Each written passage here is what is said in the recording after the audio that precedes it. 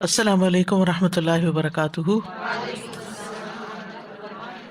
کیا حال ہے سب کا؟ الحمد للہ، نحمده ونصلی علی رسولہ الکریم، اما بعد فاعوذ باللہ من الشیطان الرجیم، بسم اللہ الرحمن الرحیم، رب اشرح لی صدری ویسر لی امری واحلل عقدۃ من لسانی یفقہوا قولی۔ وقفات تدبریہ میں نمبر 17، افرأیتم الماء الذی تشربون، کیا پھر تم نے دیکھا اس پانی کو یا غور کیا اس پانی پر جو تم پیتے ہو؟ أفرأيتم الماء الذي تشربون واقتصر سبحانہ علی ذکر الشرب مع کثرت فوائد الماء ومنافعہ لأنہ اعظم فوائدہ واجل منافعہ۔ الشوکانی۔ واقتصر، اکتفا کیا ہے، کافی سمجھا ہے، سبحانہ، اللہ سبحانہ تعالیٰ نے، علی ذکر الشرب، پانی کے پینے کے ذکر کو، یعنی صرف پانی کے پینے کی بات ہی کی ہے یہاں پر، مع کثرت فوائد الماء، باوجود اس کے کہ پانی کے بہت سے فائدے ہیں، کثرت فوائد الماء و منافعہ، اور اس کے نفع ہیں، منفعتیں ہیں۔ کیوں صرف پانی کا ذکر کیا؟ لأنہ اعظم فوائدہ واجل منافعہ، کیونکہ پینا جو ہے اس کے سب سے بڑے فوائد میں سے ہے اور عظیم منافع میں سے ہے، یعنی پانی کا پینا جو ہے سب سے بڑی ضرورت ہے، سب سے بڑا فائدہ ہے، یعنی اریگیشن کا کام بھی ہوتا ہے اور بھی دھلائی، صفائی، نہانا دھونا، یعنی دن میں کتنا زیادہ پانی ہم استعمال کرتے ہیں، لیکن ان ساری چیزوں کو ایک طرف کر کے صرف پینے کا ذکر کیا، کیونکہ پینا سب سے بڑی ضرورت ہے اور سب سے زیادہ فائدہ مند ہے۔ السؤال لماذا اقتصرت الآیۃ الکریمۃ علی ذکر الشرب مع ان للماء منافع کثیرۃ؟ لماذا، کیوں، اقتصرت، اکتفا کرتی ہے، الآیۃ الکریمہ، یہ آیت کریمہ، علی ذکر الشرب، پانی کے پینے کو ہی، ما ان للماء منافع کثیرہ، حالانکہ پانی کے اور بھی بہت سے فائدے ہیں، لأنہ اعظم فوائدہ واجل منافعہ۔ نمبر 18، افرأیتم الماء الذی تشربون اانتم انزلتموہ من المزن ام نحن المنزلون؟ أفرأيتم الماء الذي تشربون أأنتم أنزلتموه من المزن أم نحن المنزلون وقوله تعالی فی هذه الآیۃ الکریمۃ اانتم انزلتموہ من المزن، اور اس آیت کریمہ میں اللہ سبحانہ تعالیٰ کا یہ جو فرمان ہے، کیا تم نے اس کو اتارا ہے بادل سے، یدل، یہ دلالت کرتا ہے، رہنمائی کرتا ہے، علی، اس بات پر، ان جمیع الماء الساکن فی الارض، کہ سارا پانی جو زمین میں ٹھہرا ہوا ہے، النابع من العیون والآبار، جو پانی چشموں اور کنوؤں سے پھوٹتا ہے، نابع، نبع کا مطلب ہوتا ہے پھوٹنا، من العیون، چشموں سے، والآبار، اور کنوؤں سے، ونحو ذالک، اور اسی طرح کے دیگر سورسز سے، ان اصلہ کلہ نازل من المزن، تو اس کی اصل جو ہے، یعنی اصل میں تو یہ سارے کا سارا، کلہ نازل، اترنے والا ہے، من المزن، بادل سے، یعنی اصل سورس تو بارش ہی ہے اس سارے پانی کی جو زمین پہ پایا جاتا ہے۔ وَأَنَّ اللَّهَ أَسْكَنَهُ فِي الْأَرْضِ، اور یہ کہ اللہ سبحانہ تعالیٰ نے اس کو ٹھہرا دیا ہے زمین میں، وَخَزَنَهُ فِيهَا لِخَلْقِهِ، اور اسے اپنی مخلوق کے لیے ذخیرہ کر دیا ہے، یعنی اللہ نے ان کو اپنی مخلوق کے لیے زمین میں ٹھہرا بھی دیا، ان سارے پانیوں کو، اور اس میں ذخیرہ کر دیا۔ السؤال، ما اصل جمیع الماء الساکن فی الارض من العیون والآبار ونحو ذلک؟ ما اصل، کیا ہے اصل، سورس، جمیع الماء، سارے پانی کا، الساکن فی الارض، جو زمین میں ٹھہرا ہوا ہے، من العیونی چشموں میں سے، والآباری اور کنووں میں سے، ونحو ذالک اور اسی طرح دیگر پانی بھی. اصلہ کلہ نازل من المزن. ٹھیک ہے. ان جمیع الماء الساکن فی الارض النابع من العیون والآبار ونحو ذالک ان اصلہ کلہ نازل من المزن. نمبر 19 نحن جعلناها تذکرۃ ومتاعا للمقوین. نحن جعلناها تذكرة ومتاعا للمقوين. المقوین المسافرین. مقوین کا مطلب ہوتا ہے مسافر. وخص اللہ المسافرین اور اللہ نے مسافروں کو خاص کیا ہے. کس لیے؟ لأن نفع المسافر بذلک اعظم من غیرہ، کیونکہ مسافر کا فائدہ اٹھانا اس آگ سے زیادہ بڑا فائدہ ہے من غیرہ، اس کے علاوہ سے. یعنی سفر کرنے والے کیوں جہاں ذکر کیے گئے؟ کیونکہ مسافر جو ہیں وہ دوسرے لوگوں کی نسبت اس آگ سے زیادہ فائدہ اٹھاتے ہیں. وَلَعَلَّ السَّبَبَ فِي ذَلِكَ اور شاید کہ اس میں جو سبب ہے، لِأَنَّ الدُّنْيَا كُلَّهَا دار سفر، کہ دنیا ساری کی ساری سفر کا مقام ہے. وَالْعَبْدُ مِنْ حِينَ وُلِدَ اور بندہ جس وقت سے پیدا ہوا ہے، فَهُوَ مُسَافِرٌ إِلَىٰ رَبِّهِ تو اپنے رب کی طرف سفر کرنے والا ہے. یہ ذرا دور کا ہی معنی ہے، دور کی کوڑی لائے ہیں. اصل میں جیسے سفر پہ قصر کی بات آتی ہے نا، تو جب بچوں کو بتائے نا کہ سفر میں قصر نماز پڑھتے ہیں تو کہتے ہیں، آپ خود ہی کہتی ہیں کہ ہم سب مسافر ہیں دنیا میں تو ہم سب پھر قصر کیا کریں. تو میرے مائنڈ میں شاید وہ بات ہے اس لیے. السؤال لماذا خص المسافر بالذکر فی الانتفاع بهذه النار.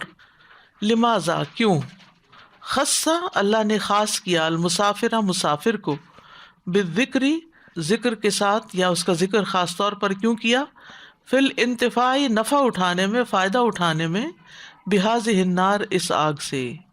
کیونکہ گھر پہ تو آگ مل جاتی ہے نا آسانی سے، تو سفر میں آگ کا ملنا اور خاص طور پر اس دور میں ایک بہت بڑی نعمت ہے.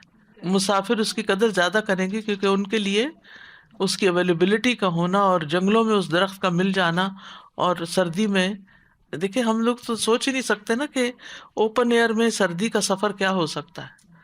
اور جب سردی پڑتی تو ہر جگہ پڑ جاتی ہے، اور پھر سارے کام رک تو نہیں جاتے نا، کام بھی کرنے ہوتے ہیں. تو اس میں پہلے زمانے میں جنگلوں کی آگ اور لکڑیاں اور یہی چیز جو تھی وہ حرارت کا سورس ہوتی تھی. تو اس لیے خاص طور پر مسافر اس کی قدر کرتا ہے، اس لیے اس کا ذکر خصوصی طور پر کیا گیا. جی استاذہ جی، مجھے یاد آ رہا تھا کہ 1-2 سال پہلے ہم ویسٹ آف کینیڈا کی سائڈ پہ گئے، تو وہاں پہ بہت بڑے پہاڑ، اونچے اونچے پہاڑ ہیں اور بڑی بڑی نہریں، دریا سے جھیل سی ہیں. تو گرمیوں کے موسم میں گئے تھے، لیکن جب وہ بادل آئے اور بارش پڑی تو اتنی ٹھنڈی ہوا، کیونکہ وہ گرمیوں میں بھی پہاڑوں پہ ساری سنو پڑی ہوئی تھی، تو وہ اتنی ٹھنڈی ہوا تھی کہ ہر ایک نے اپنی وہ لکڑیاں پہلے سے لا کے انہوں نے انتظام کیا ہوا تھا وہاں پہ، فائر پلیسز سے بنے ہوئے سائڈ پہ. تو اس وقت ہمارے پاس ایسا کچھ انتظام نہیں تھا، ہمیں آئیڈیا نہیں تھا کہ اتنی سخت سردی بھی ہو سکتی ہے. تو خیر باقی سب تو بھاگے وہاں سے، لیکن ہم کیونکہ پہنچے ہی وہاں تھے تو انہوں نے بیچاروں نے، جو ساتھ والے گئے، انہوں نے اپنی لکڑیاں بھی چھوڑی، جو ان کے پاس ذخیرہ تھا وہ بھی چھوڑا. اور اس وقت ہمیں احساس ہوا کہ آگ کتنی بڑی نعمت ہے وہ مسافر کے لیے کتنی بڑی مسافر نعمت کے ہے. لیے. السلام علیکم. میں 18 پہ ہی غور کری تھی کہ جس میں تھا کہ پانی پینے کی طرف نا کتنے ریسورسز ہیں. تو اسپیشلی جو ہم لوگ کینیڈا میں رہتے ہیں، پانی کی جتنی ہم لوگوں کو اچھا پانی صاف ستھرا دستیاب ہے، ہم اس کی قدر نہیں کر رہے ہوتے. تو میری والدہ کو ڈائلسس پہ تھیں، ان کے کڈنی فیل ہو گئے تھے. تو اس میں مجھے جب اس وقت جتنا احساس ہوا کہ پانی پینے کا، کہ ان کو صرف دوا سوالو کرنے کے لیے 1-2 گھونٹ پانی پینے کی اجازت تھی. تو شوربے والے سالن نہیں کھا سکتے، کافی اور ٹی استعمال نہیں کر سکتے. لیکن سب سے زیادہ جو ان کو طلب ہوتی تھی، گرمیوں کے دن تھے اور ان کو ہوتا تھا کہ میں پانی پیوں. تو لیکن ظاہر ہے کہ پانی پہ پابندی تھی. تو واقعی کہ جو پانی پینا ہے، ہم گلاس پہ گلاس پانی کے پی رہے ہوتے ہیں اور ضائع کر رہے ہوتے ہیں، اور ہمیں اس وقت اس کی قدر کا احساس ہی نہیں ہوتا کہ کس طرح اللہ تعالیٰ اس پانی سے ہمارے جسم کی کلیننگ کر رہے ہیں، اور ہمارے آرگن کیسے کام کر رہے ہیں اس کو لے کے، اسپیشلی کڈنی جو ورک کر رہا ہوتا ہے پانی کے سلسلے میں. تو ہمیں اس کا احساس نہیں ہوتا، اور کہ ہر گھونٹ پہ اللہ کا شکر گزار ہونا چاہیے. جب تک نعمت ہوتی ہے اس وقت تک انسان سوچتا ہی نہیں. استاذہ، نار کا جو ذکر کیا گیا ہے کہ جب جنگلوں میں پڑاؤ ڈالنا پڑتا ہے مسافر کو چلتے چلتے، تو رات میں جان بچانے کا بھی ذریعہ ہو جاتی ہے آگ، درندوں سے پناہ ہو جاتی ہے. نہیں، درندے آگ کے پاس نہیں آتے، یا اچھا شیر کو بھگانے کے لیے. سبحان اللہ، یہ بھی قدرتی انتظام ہے اللہ کی طرف سے، قدرتی انتظام. متاع للمقوین، متاع جو ہے نا بہت بڑا لفظ ہے، یعنی صرف یہ نہیں کہ جلانے کے لیے مقوین کے، متاع فائدہ اٹھانے کے لیے. نمبر 20، فسبح باسم ربک العظیم. فسبح باسم ربك العظيم. تنزیہہ تعالی و تعظیمہ جل وعلا بعد ذکر نعمہ سبحانہ مدح علیہا فہو شکر للمنعم فی الحقیقت. تنزیہہ، اس کو پاک قرار دینا، تعالی اللہ سبحانہ تعالیٰ کو، و تعظیمہ، اور اس کی تعظیم بجا لانا، جل وعلا اللہ جل جلالہ کی، بعد ذکر نعمہ، اس کی نعمتوں کے ذکر کے بعد، سبحانہ اللہ سبحانہ تعالیٰ کی، مدح علیہا ان نعمتوں پر تعریف کرنا ہے. فہو شکر للمنعم، تو یہ شکر ادا کرنا ہے نعمتیں دینے والے کا، فی الحقیقت حقیقت میں. یعنی اللہ تعالیٰ کی نعمتوں کا ذکر کرنے کے بعد اللہ تعالیٰ کو منزہ قرار دینا اور اللہ تعالیٰ کی تعظیم بجا لانا، گویا کہ نعمتوں کی تعریف کرنا ہے. اور نعمتوں کی تعریف کرنا در حقیقت نعمت عطا کرنے والے کا شکر ادا کرنا ہی ہے. السؤال، ما دلالت الامر بالتسبیح بعد ذکر النعم فی الآیہ. اس آیت میں نعمتوں کا ذکر کرنے کے بعد تسبیح کرنے کا حکم کیوں دیا گیا ہے؟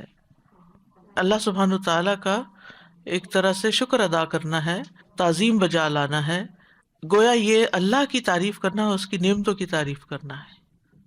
اور کس معنی میں؟ شکر ادا کرنے کے معنی میں. تو تسبیح صرف تعریف ہی نہیں بلکہ شکر بھی ہے. 21، إنه لقرآن کریم. بے شک وہ البتہ قرآن ہے عزت والا. ای کرمہ اللہ وعزہ ورفع قدرہ علی جمیع الکتب، یعنی اللہ نے قرآن کو عزت بخشی، تکریم کی اس کی، اور اس کے مرتبے کو بلند کیا، علی جمیع الکتب، ساری کتابوں پر. دنیا میں جتنی بھی کتابیں ہیں ان سب پر اللہ سبحانہ تعالیٰ نے اس کتاب کو عزت بخشی اور اس کو کتاب کریم کہا. وَكَرَّمَهُ أَن يَكُونَ سِحْرًا أَوْ كِهَانَةً أَوْ كَذِبًا، اور اس کو عزت بخشی اس بات پر بھی کہ یہ کوئی جادو ہو یا کہانت ہو یا جھوٹ ہے. وقیلا، اور کہا جاتا ہے، انہ کریم لما فیہ من کرم الاخلاق والمعالی الامور، کہ اس کو کریم اس بنا پہ بھی کہا جاتا ہے، معزز اس لیے بھی کہ اس میں کریمانہ اخلاق اور اعلیٰ احکامات بیان ہوئے ہیں، یعنی اپنے کانٹینٹ کے اعتبار سے بھی بڑا معزز ہے، اس میں بہت عمدہ تعلیم دی گئی ہے. وقیل لأنہ یکرم حافظہ ویعظم قارئہ، اور یہ بھی کہا گیا ہے کہ اس کو اس لیے کریم کہا جاتا ہے کہ یہ اپنے حفظ کرنے والے کو اور پڑھنے والے کو عظمت دیتا ہے اور اس کی تکریم کرتا ہے. یعنی جو اس کو پڑھتا ہے یا اس کو حفظ کرتا ہے اس کو عزت دی جاتی ہے. لأنہ یکرم حافظہ، کریم بوزن فعیل بمعنی فاعل، عزت دینے والا، یعنی قرآن عزت دینے والا ہے. کس کو عزت دیتا ہے؟ پڑھنے والے کو، حفظ کرنے والے کو. وحکی الواحدی عن اہل المعانی، اور واحدی نے اہل معنی کی طرف سے یہ بات نقل کی ہے، ان وصف القرآن بالکریم، کہ قرآن مجید کی صفت کریم اس لیے لائی گئی ہے، لأن من شأنہ، کیونکہ اس کی شان یہ ہے، ان یؤتی الخیر الکثیر، کہ یہ بہت زیادہ بھلائی عطا کرتا ہے، بالدلائل التی تؤدی الی الحق فی الدین، ان دلائل کے ساتھ جو دین میں حق بات کی طرف لے جاتے ہیں. تو کریم عزت دینے والا، خیر دینے والا، فائدہ پہنچانے والا. تو قرآن کریم اس معنی میں بھی ہے کہ یہ دلائل کے ساتھ ہمیں بہت فائدہ پہنچاتا ہے. وہ دلائل جو ہمیں حق کو پہچاننے میں مدد دیتے ہیں، دین میں حق بات کی طرف لے جاتے ہیں. قال الازہری، ازہری نے کہا، الکریم اسم جامع لما یحمد والقرآن الکریم یحمد لما فیہ من الہدی والبیان والعلم والحکمہ. ازہری کہتا ہے کہ الکریم کا مطلب ہے اسم جامع، ایک جامع نام ہے. کریم ہر قابل تعریف چیز کا جامع نام ہوتا ہے. لما یحمد، جس کی تعریف کی جاتی ہے. والقرآن الکریم یحمد، اور قرآن کریم کی تعریف کی جاتی ہے. لما فیہ من الہدی، جو بھی اس میں ہدایت ہے. والبیانی، اور اس میں بیان ہے. والعلمی، اور علم ہے. والحکمتی، اور حکمت ہے. یعنی کریم ہر قابل تعریف چیز کا جامع نام ہے، یعنی جس چیز کی تعریف کی جائے اس کو کریم کہا جاتا ہے. اور قرآن کریم کی اس لیے تعریف بیان کی جاتی ہے کیونکہ اس میں ہدایت اور بیان اور علم اور حکمت ہے. السؤال، اذکر بعد اوجہ کرم القرآن، قرآن کے کریم ہونے کی مختلف وجوہات بیان کیجیے. اب ہاتھ کھڑا کر کے بیان کریں کیوں کریم ہے یہ. انہ کریم لما فیہ من کرم الاخلاق ومعالی الامور. ٹھیک ہے، اور لأنه يكرم حافظه ويعظمه قارئه. ٹھیک ہے، اور اسم جامع ہے اور یہ فیہ من الہدی والبیان والعلم والحکمہ. ٹھیک ہے، لأن من شانہ ان یؤتی الخیر الکثیر. خیر الکثیر. ٹھیک ہے، ذرا ایسے سورہ بقرہ میں ہم پڑھے تھے کہ الذین آتینہم الکتاب یتلونہ حق تلاوتہ، پھر اس کے بعد اللہ تعالیٰ نے کہا اولئک یؤمنون بھی. تو اس میں تفسیر میں ہم دیکھ رہے تھے کہ جو قرآن کریم ہے اس کو فضیلت ہے باقی تمام کتابوں پہ، اس لحاظ سے کہ باقی کتابوں میں جو ہم فیکٹس پڑھتے ہیں یا جو بھی سائنسدانوں کی ایجادات، کسی بھی قسم کی جو کتابیں من مفسرین، تو وہ ایک دوسرے سے اختلاف کر سکتے ہیں، لیکن جو قرآن ہے اس میں جو کچھ بھی لکھا ہے، جو کچھ بھی بیان ہوا ہے، اس میں کسی کو اختلاف کرنے کا کوئی حق نہیں ہے. اور جو اس طرح یعنی جو حقہ تلاوت میں یہ بھی بات آ رہی تھی کہ اس کے ہر ورڈ پہ اس کو اچھی طرح سے پڑھتے ہیں، پھر یقین لاتے ہیں اور اس کو اس لحاظ سے ہی عمل میں لے کے آتے ہیں. تو مجھے یہ لگ رہا تھا کہ یہ بھی ایک خصوصیت ہے قرآن کی کہ اس کی کسی بات پہ ہم ڈس ایگری نہیں کر سکتے. کسی بھی کتاب سے کمپیئر کرنا. بیسٹ سیلر کون سی کتاب ہوتی ہے جو اس میں فائدے کی دیکھیں فائدہ کئی قسم کا ہوتا ہے. فائدے سے مراد ضروری نہیں کہ اس میں آپ کو ملینئر بننے کے کوئی نسخے بتائے گئے ہوں تو تبھی وہ فائدہ مند ہے. بعض لوگ فکشن پڑھتے ہیں، اس میں کیا فائدہ ہے، ان کے لیے کیا فائدہ، ہمیں تو فائدہ نظر نہیں آتا. انٹرٹینمنٹ، انجوائمنٹ، ٹائم کلنگ ہے، یعنی حقیقت سے فرار. تو اچھا وہ اس کی کوئی ایک چیز ہوتی ہے جو لوگوں کو فائدہ دے رہی ہوتی ہے. جتنے بھی بیسٹ سیلرز ہیں وہ اپنے ایک ٹاپک پہ ہوتی ہیں، ان میں اتنی ڈائیورسٹی اور اتنی زیادہ احکامات بھی ہوں، اخلاق بھی ہو، ایمان بھی ہو، تاریخ بھی ہو، اتنا کچھ ایک کتاب کے اندر. تو یہ خوبی کسی اور کتاب میں نہیں ہے، ایسی کوئی کتاب ہے ہی نہیں. یہ جو ایک بات کسی نے کی ہے نا اس میں کہ یہ اپنے پڑھنے والوں کو عظمت دیتا ہے. اور کوئی آپ ڈگری کریں، کورس کریں، پھر تو شاید آپ کو کوئی عظمت مل جائے، لیکن کوئی ایک کتاب پڑھ کے کسی کو عظمت ملتی ہے؟ یعنی کوئی بھی دنیا کی اچھی سے اچھی کتاب آپ پڑھ لیں تو آپ زیادہ نہیں کہہ سکتے ہاں میں نے فلاں کتاب پڑھی ہوئی ہے، بس ٹھیک ہے، اچھا ٹھیک ہے پڑھی ہوئی ہے. لیکن اس کتاب کے پڑھنے والے کو جو عزت ملتی ہے، اور نہ صرف یہ کہ اس کے حافظ کو خود بلکہ اس کے والدین کو جو تاج پہنایا جائے گا، تو یہ ایک بڑی انوکھی سی بات ہے. اور کتابوں کے ساتھ یہ فوائد نہیں ہیں، اس کے باوجود ہم اس کا وہ حق ادا نہیں کرتے. پھر اسی طرح یہ ہے کہ اس میں دلائل ہیں جو آپ کو حق تک لے جاتے ہیں. کبھی کبھی ڈاؤٹ ہونے لگتا ہے نا انسان کو کہ پتہ نہیں جو دین پہ میں چل رہا ہوں یہ ٹھیک بھی ہے کہ نہیں ہے کچھ، تو ان سارے ڈاؤٹس کو یہ قرآن درست کرتا ہے، ایمان مضبوط کرتا ہے. اور بہت سے اور فائدے تو انہوں نے بتائے نہیں کہ شفا ہے اور رحمت ہے اور برکت ہے. یہ پیچھے بس صرف مینشن کر دیا، ہدایت، بیان، علم اور حکمت ہے. السلام علیکم استاذہ جی. It's for all times, it's relevant in every era. بالکل. And that is something which is پڑھے لکھے extremely. لوگوں کے لیے بھی، ان پڑھ لوگوں کے لیے بھی، ہاں جی. عورتوں کے لیے بھی، مردوں کے لیے بھی، جوانوں کے لیے بھی، بوڑھوں کے لیے بھی، ہر ایک کے لیے، ہر پیشے سے تعلق رکھنے والوں کے لیے رہنمائی ہے.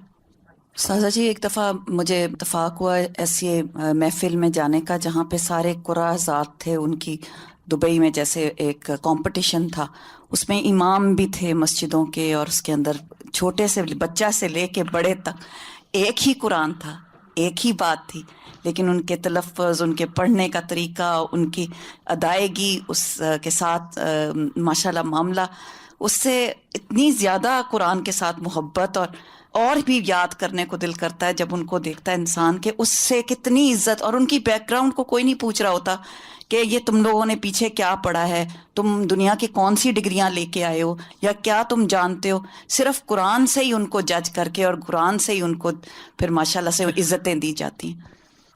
سازا، میں ایک اور چیز سوچ رہی تھی کہ اس سے عزت اٹھانے کی یا عزت حاصل کرنے کی کوئی لمٹ بھی نہیں ہے. مطلب ان لمیٹیڈ لیول تک اگر اس کو صرف بیسک لیول پہ صرف پڑھیں تو بھی عزت ہے، کم سمجھیں تو بھی عزت ہے، زیادہ سمجھیں تو بھی عزت ہے. اور جتنے اس کی سمجھ کے اور اس پہ عمل کرنے کے یا اس کو حفظ کرنے کے درجات انسان کے بڑھتے جائیں گے، اتنے ہی اس کے عزت کے درجات بھی بڑھتے جائیں گے. سادہ، مجھے عمر رضی اللہ عنہ کی بات یاد ہے کہ وہ کہتے تھے نا کہ اگر ہمیں قرآن یا اسلام نہ ملتا تو ہم چرواہے ہی ہوتے، جیسے کچھ بھی نہیں ہم جانتے تھے. ہمیں جو عزت ملی، جو ایلیویشن ملی، وہ قرآن کے تھرو ملی. اینڈ سم ٹائم ہم بھی ایسے ہیں کہ کبھی آتے ہیں یا اسٹوڈنٹس کبھی ریفر کرتے ہیں اور لائک کرتے ہیں اور اتنی عزت دیتے ہیں اور پہچانتے ہیں. سم ٹائم آئی تھنک کہ ہم روڈ پہ ایسے ہی جا رہے ہوتے ہیں اور کوئی ہمیں پہچانتا نہیں اور لوگ رائٹس دیتے ہیں اور آفر کرتے ہیں only because we are connected through Quran. سبحان اللہ. ساز جی، میں اصل میں اس کے سورہ فاتحہ کے بعد پہلی ہی آیت جو ہے الف لام میم ذالک الکتاب لا ریب فیہ، اسی سے مجھے اتنا زیادہ وہ ملتا ہے کہ اگر کوئی انسان اس ایک آیت کو بھی پڑھ لے نا تو باقی قرآن بعد میں پڑھنے کا اس کا بہت مطلب ایک اس کو لطف آئے گا. تو پہلی آیت ہی پڑھنا بہت ضروری ہے اس کی، اور اسی کو انڈرسٹینڈ کرنا ہی بہت ضروری ہے. بالکل. استاذہ السلام علیکم. وعلیکم السلام. جب ہم کوئی کتاب پڑھتے ہیں تو کتاب پڑھ کے پھر رکھ دیتے ہیں یا پڑھ لیتے ہیں، کوئی پوچھتا ہے تو جب بتاتے ہیں کہ ہم نے وہ کتاب پڑھی ہوئی ہے، لیکن یہ کتاب ہم کو رنگ دیتی ہے، اس کا تو ہم پر عکس آ جاتا ہے. جیسے حضرت عائشہ رضی اللہ تعالیٰ عنہ سے پوچھا تھا آپ کا اخلاق، پوری طرح ٹرانسفارم کر دیتی ہے نا بندے کو اگر اس کے پڑھنے کا حق ادا کرے. بتانے کی تعارف کی ضرورت ہی نہیں ہوتی، پتہ چل جاتا ہے کہ یہ اہل القرآن میں سے ہیں. جی ہاں. 22 انہ لقرآن کریم فی کتاب مکنون لا یمسہ الا المطہرون. إنه لقرآن كريم في كتاب مكنون لا يمسه إلا المطهرون. ودلت الآیۃ بإشارتها وإیمانها على أنه لا يدرك معانیہ ولا يفهمه إلا القلوب الطاہرۃ وحرام على القلب المتلوث بنجاسة البدع والمخالفات ان ينال معانیہ وان يفهمه كما ينبغي. ابن القیم. ودلت اور دلالت کرتی ہے، الآیۃ آیت، بإشارتها اپنے اشارے سے، وإیمائها اشارے کی بنا پر، ٹھیک ہے، الا انہ لا یدرک معانیہ کہ وہ نہیں پا سکتے اس کے معنی کو، ولا یفہمہ الا القلوب الطاہرہ اور نہ اس کو سمجھ سکتے ہیں مگر پاکیزہ دل. ٹھیک ہے، یعنی یہ جو کہا گیا نا لا یمسہ الا المطہرون، تو اس میں انڈائریکٹلی یعنی اشارتاً یہ بات کہی گئی ہے کہ قرآن کے معنی اور مفہوم کو صرف پاکیزہ دل سمجھ سکتے ہیں. یعنی یہ پاکیزہ دلوں کو ہی چھوتا ہے. یعنی قرآن کو سمجھنے کے لیے ضروری ہوتا ہے کہ اپنے دل کو انسان صاف کرے. وحرام علی القلب المتلوث، اور حرام ہے اس دل پر جو پراگندہ ہوتا ہے. ایک ہوتا ہے نا بے لوث، کبھی سنا بے لوث، یہ اسی سے لوث سے متلوث لفظ ہے، ملوث ہو گیا، غلط کام میں ملوث ہو گیا، تو یہ متلوث ہے وہی والا. یہ ذرا ڈفرینٹ سا لفظ لگ رہا ہے نا، تو ان کا آپ کو سمجھ آ جائے اچھی طرح. جی ہاں. وحرام علی القلب المتلوث، اور ملوث دل پر حرام ہے کس چیز سے ملوث ہے یہ؟ بنجاست البدعی، بدعتوں کی نجاست کے ساتھ، والمخالفات، اور مخالفتیں کرنے سے، شریعت کی مخالف چیزوں سے، ان ینال معانیہ، کہ وہ اس کے مفہوم کو پا سکے، وان یفہمہ کما ینبغی، اور یہ کہ اس کو سمجھ سکے جیسے سمجھنا چاہیے. واضح؟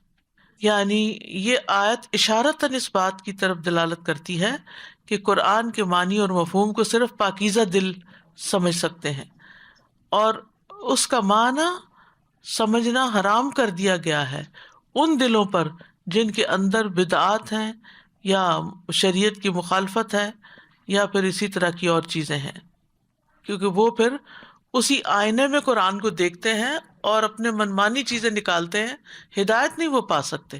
بہت ڈرانے والی بات ہے. قرآن تو بہت سارے لوگ پڑھتے ہیں. اب مثال کے طور پر آپ دیکھیں کہ جو مغربی اسکالرز ہیں یعنی ویسٹرن اسکالرز ہیں، انہوں نے جو اسلام پڑھا تو دو طرح کے لوگ ملتے ہیں. ایک وہ ہے جن کے دل پہ اتر گیا تو مسلمان بھی ہو گئے، جیسے محمد اسد، یس، اور پھر قرآن کا ترجمہ بھی کر ڈالا. دوسری طرف جیسے آربری نے بھی ترجمہ تو کیا لیکن مسلمان نہیں ہوا. AJ آربری کا 30th پارے کا نا الگ ترجمہ ایک دفعہ لائبریری میں مجھے ملا گلاسکو یونیورسٹی کی. تو آپ یقین کریں جہنم کا بیان ہے نا بہت زیادہ، تو اس کی تحریر میں بہت سلاست ہے. اگر آپ پڑھیں نا آربری کا ترجمہ، بس سلیس ترجمہ ہے. یعنی ایک ہوتا ہے نا جب آپ ترجمہ کو پڑھتے ہیں تو اٹکتے ہیں پڑھتے ہوئے اور بات سمجھ میں نہیں آتی، تو اس کی بات بہت جلدی سمجھ میں آتی ہے، اسے سیدھا سیدھا آتا جاتا ہے.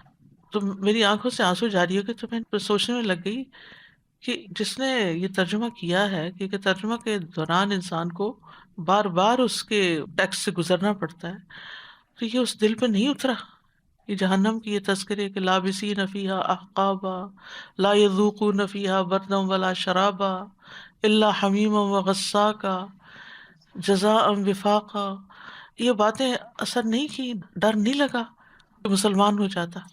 اسی طرح حدیث کی اسٹڈیز بھی بہت سے لوگوں نے کی، اور اس میں بھی دو طرح کے لوگ پائے جاتے ہیں. تو بات یہ ہے کہ اگر دل کسی اور چیز میں ملوث ہو یا تعصب ہو یا پھر ایک خاص قسم کی عداوت ہو دل کے اندر کسی چیز سے، تو پھر یہ قرآن دل کے اندر نہیں اترتا، پھر اثر نہیں کرتا. اس کو خالی ذہن ہو کے پڑھنا چاہیے. ہم کیا ہیں، ہمارے ماں باپ کیا ہیں، وہ کیا بلیو کرتے ہیں، وہ سب کچھ پیچھے رکھ کے ون آن ون بیس پہ خالص تعلق اس کتاب سے قائم کرنا چاہیے. پھر آپ دیکھیں گے کہ اور ہی طرح آپ کے اوپر اثر کرے گا. پھر اس کی وہ حقیقتیں سمجھ میں آنے لگتی ہیں کہ جو عام طور پر تعصب کی وجہ سے انسان سمجھ کے بھی نہیں سمجھنا چاہتا اور چھپا جاتا ہے اس کو. دادا مجھے آپ کی بات سن کے اتنا کلک کر رہا ہے یہ کہ سبحان اللہ، میں فیو ڈیز پہلے بلکہ یونیورسٹی میں ہماری ایک کورس ہی ہے قرآن اور اس کی تھیمز کے اوپر، اینڈ آئی واز لوکنگ، اور اکیڈیمیا کا نا کچھ ماحول ایسا بن گیا کہ ہم نے کیا کہنا چاہیے اس کو کمپارٹمنٹس میں بھی نہیں ڈال دیا کہ اگر ہم ایک چیز پڑھ رہے ہیں تو بس اسی پہ ہمارا فوکس ہے، اس کے اور انگیج آپ کو کیسے کرا وہ نہیں. جیسے فار ایگزامپل اگر ہم ڈسکس بھی کر رہے ہیں، ہم اس کی لٹریری سینس کو ڈسکس کر رہے ہیں، اچھا یہ تھیم یہاں پہ آ رہی ہے، وہ صورت ریلیونٹ ہے، لیکن میرا دل وہ کہاں گیا؟ میرا دل تو کچھ اور کہہ رہا ہے اس آیت کو پڑھ کے، یا پھر میں اس سے اپنے پرسنل لیول پہ انگیج کر رہی ہوں، and that's just not part of the discourse. And I think that's was lacking in the academia because any kind of studies. Actually ہمارے ایک پروفیسر تھے، ایکچولی لاسٹ سیمسٹر ہم نے کورس لیا تھا جو تھا world religions and ecology, and they were trying to bring in to discussion spirituality and religion ka role in environment, because sometimes when you're discussing science you're just discussing it.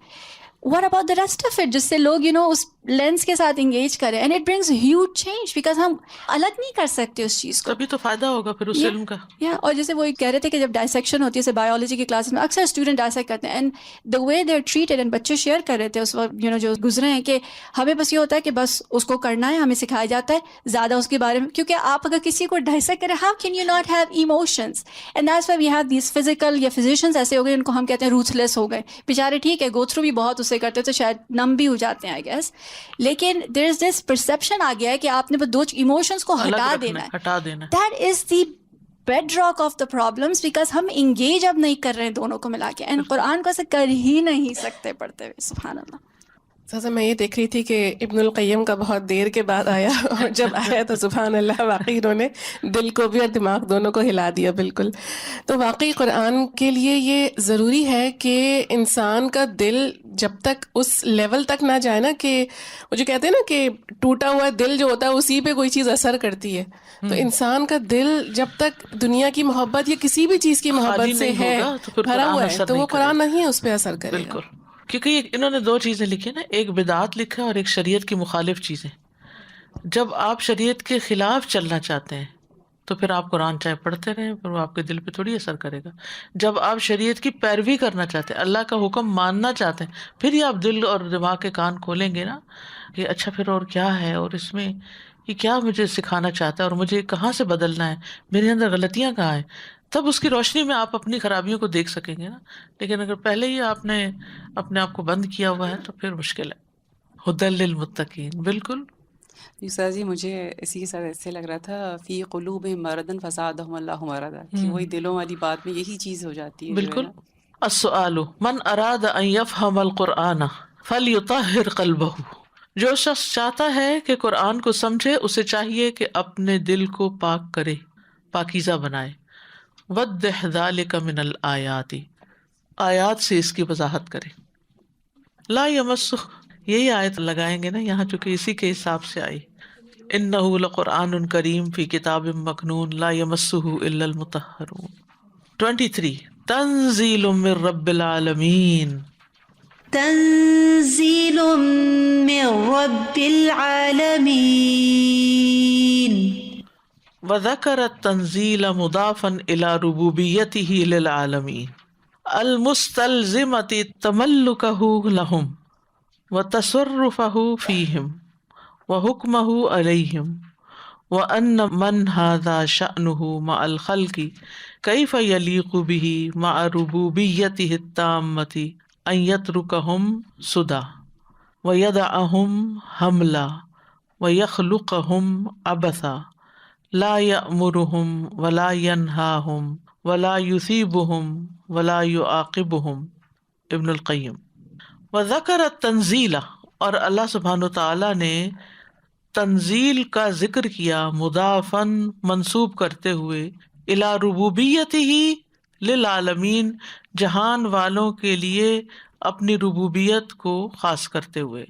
ٹھیک ہے، یعنی یہ کہنے کے بجائے کہ یہ اللہ نے نازل کیا ہے، انزل اللہ، یہ کہا تنزیل من رب العالمین، اس رب کی طرف سے یہ قرآن اترا ہے جو سارے جہانوں کا پالنے والا ہے. المستلزمتی، جو لازم کرتی ہے، تملکہ لہم، اس کی ملکیت، یعنی جہان والوں کی ملکیت کو لازم کرتی ہے اللہ کے لیے کہ اللہ ان کا مالک ہے.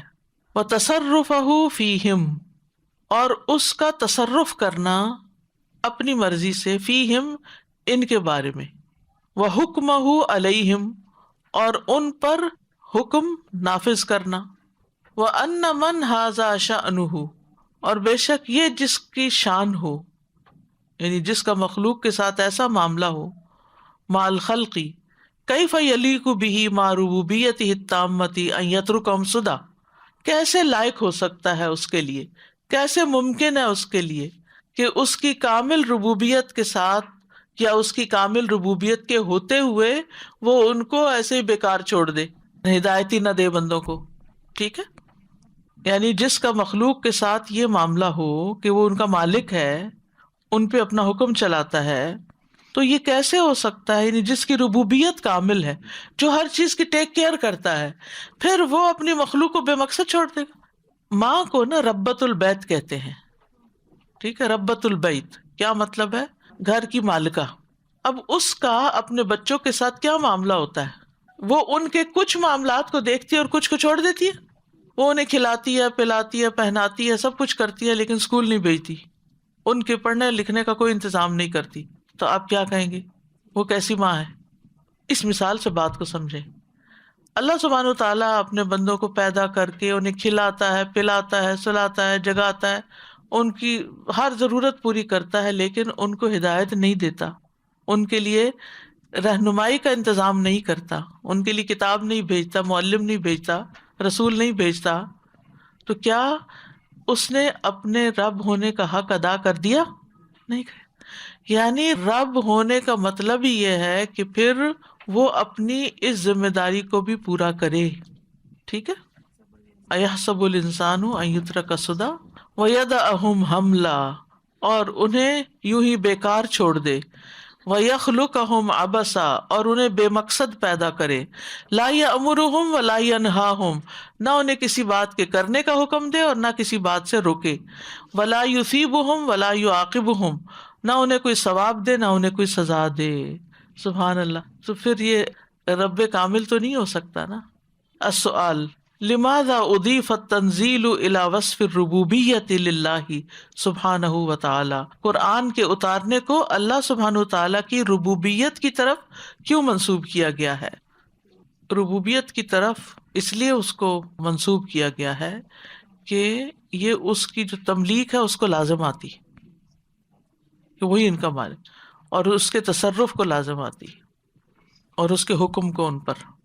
نمبر 24 تنزیل من رب العالمین، تنزيل من رب العالمين أي أن هذا القرآن الموصوف بتلك الصفات الجليلة هو تنزيل رب العالمين الذي يربي عباده بنعمه الدينية والدنيوية، ومن أجل تربية ربى بها عباده انزاله هذا القرآن الذي قد اشتمل على مصالح الدارين السادی، ای یعنی ان هذا القرآن، یہ قرآن، الموصوف جو متصف کیا گیا ہے، بتلک الصفات، ان عظیم صفات کے ساتھ، الجلیلتی، جلیل القدر، ہوا تنزیل رب العالمین، وہ کیا ہے کہ یہ رب العالمین کا اتارا ہوا ہے، الذی یربی عبادہ بنعمہ الدینیۃ والدنیویۃ، وہ رب جو اپنے بندوں کی تربیت کرتا ہے دینی اور دنیاوی نعمتوں کے ساتھ، ٹھیک ہے۔ الذی، وہ جو، یربی، تربیت کرتا ہے، عبادہ، اپنے بندوں کی، بنعمہ، اپنی نعمتوں کے ساتھ، الدینیتی، دینی، و دنیاویتی، اور دنیاوی، ومن اجل تربیت، اور تربیت میں سب سے بڑی تربیت، اجل، سب سے بڑا کیا ہے؟ ربا بہا عبادہ، جس کے ساتھ اس نے اپنے بندوں کی تربیت کی ہے، وہ کیا ہے؟ انزالہ ھذا القرآن، اس قرآن کا نازل کرنا، یعنی رب کا کام صرف کھلانا پلانا نہیں، تربیت کرنا بھی ہے۔ تو رب نے جو تربیت کی ہے وہ قرآن اتار کے ہی کی ہے، قرآن کے ذریعے کی ہے۔ رب جو ہے خالق بھی ہے، مالک بھی ہے، مدبر بھی ہے، تو تدبیر میں ہر چیز کی تدبیر آ جاتی ہے نا، صرف کھلانا پلانا ہی نہیں بلکہ تربیت کرنا بھی۔ الذی قد اشتمل علی مصالح الدارین، وہ جو دونوں جہانوں کے مصلحتوں پر مشتمل ہے، دنیا اور آخرت کی۔ کون سی چیز؟ قرآن، یعنی قرآن کا نازل کرنا جو ہے اس میں دونوں جہانوں کی مصلحتیں ہیں۔ السؤال لماذا وصف اللہ نفسہ بأنہ رب العالمین بعد ذکر تنزیل القرآن الکریم، اللہ تعالیٰ نے اپنی ذات کی صفت رب العالمین ذکر کرنے کے بعد قرآن کریم کے نزول کا کیوں ذکر کیا ہے؟ کیونکہ یہ اللہ تعالیٰ کی ذمہ داری ہے نا کہ وہ دینی اور دنیاوی نعمتوں کے ساتھ اپنے بندوں کی تربیت کرے، تو اس نے پھر صرف دنیاوی نعمتوں سے ہی تربیت نہیں کی بلکہ قرآن کریم کو نازل کیا اور اس کے ذریعے بندوں کی تربیت کی۔ الرحمن علم القرآن، اور یہاں تنزیل من رب العالمین۔ سورۃ الرحمن اور الواقعہ کے مضامین بہت حد تک ملتے جلتے ہیں، جنت کا ذکر ہے، جہنم کا ذکر ہے، اعلیٰ درجے والوں کا ذکر ہے، ادنا درجے والوں کا ذکر ہے، پھر خاص طور پر قرآن کا ذکر ہے، یعنی قرآن کی تعلیم کا ذکر ہے۔ افبہذا الحدیث انتم مدہنون انہ لقرآن کریم، وہ ساری جو پیچھے آپ پڑھ چکے، ابھی تک یعنی جو آ رہی ہیں سب قرآن ہی کے موضوع سے متعلق باتیں آ رہی ہیں۔ اور یہ ایک بہت ہی اللہ سبحانہ تعالیٰ کا فضل ہے اور اس کی رحمت ہے کہ اس نے ہمیں نہ صرف یہ کہ قرآن بھیجا بلکہ اس کی خصوصیات بھی خود بتا دی کہ یہ کتاب ہے کیسی اور اس میں کیا کیا ہے۔ نمبر 25 افبہذا الحدیث انتم مدہنون أفبهذا الحديث أنتم مدهنون أفبهذا القرآن الذي أنبأتكم خبره وقصصت عليكم أمره أيها الناس أنتم تلينون القول للمكذبين به ممالاة منكم لهم على التكذيب به والكفر. الطبری. أفبهذا القرآن، کیا پھر اس قرآن کے ساتھ، الذی جس نے، انبأتکم خبر دی تم کو، خبرہ اپنی خبر، وقصصت علیکم امرہ اور میں نے تمہارے لیے اس کا حکم بھی بیان کر دیا، ایھا الناس اے لوگو، انتم تلینون القول للمکذبین بہ، کیا تم اس کے بعد بھی جھٹلانے والوں سے نرمی سے بات کرتے ہو، ممالاۃ منکم تمہاری طرف سے مائل ہوتے ہوئے، لہم ان کی طرف، علی التکذیب بہ والکفر اس کی تکذیب اور کفر پر، یعنی اس کتاب کی تکذیب یعنی انکار، جھٹلانا، اور کفر بھی انکار کے معنوں میں، اس پر تم راضی ہو گئے ہو۔ یعنی ہونا تو یہ چاہیے تھا کہ اس کتاب کی اہمیت جان لینے کے بعد تم اس کتاب کے ساتھ اپنا ایک وقت گزارتے، محنت کرتے، اپنی جان اور مال لگاتے، لیکن تم نے کیا کیا؟ تکذیب کی۔ السؤال ما المراد بقولہ تعالی مدہنون، اللہ تعالیٰ کے فرمان مدہنون سے کیا مراد ہے؟ مدہنون کا مطلب کیا ہے؟ چلے اس کو چھوڑیے، ویسے میں نے کیا بتایا تھا، you do not take it seriously, you take it lightly, ٹھیک ہے؟ یعنی اگر کوئی شخص قرآن کا انکار کرتا ہے اور پھر بھی تم اس کی باتیں سنتے ہو، یہ اس کانٹیکس میں دیکھیں نا جہاں قرآن نازل ہو رہا تھا، تو چند بڑے بڑے سرغنوں نے جو لیڈرز تھے انہوں نے قرآن کا انکار کیا تھا، چھپ چھپ کے بھی سنتے تھے لیکن انکار بھی کر دیا تھا۔ تو ایسی صورت میں یعنی تم ان کے ساتھ نرمی کا معاملہ کرتے ہو اور ان کی طرف مائل ہوتے ہو، ممالاۃ منکم لہم علی التکذیب بہ والکفر، تو یہ تمہارا ایک طرح سے اس کی تکذیب اور کفر کی طرف مائل ہونا ہے، یعنی ان کی بات کو امپورٹنس مت دو، ان کی بات پر توجہ نہ دو۔ اگر تم سمجھتے ہو کہ واقعی قرآن اللہ کا کلام ہے تو پھر اس کی ویلیو کو سمجھو، اس کو اتنا لائٹ نہ لو۔ نمبر 26 وَتَجْعَلُونَ رِزْقَكُمْ أَنَّكُمْ تُكَذِّبُونَ، وَتَجْعَلُونَ رِزْقَكُمْ أَنَّكُمْ تُكَذِّبُونَ۔ قال ابن عطیہ اجمع المفسرون علی ان الآیۃ توبیخ للقائلین فی المطر۔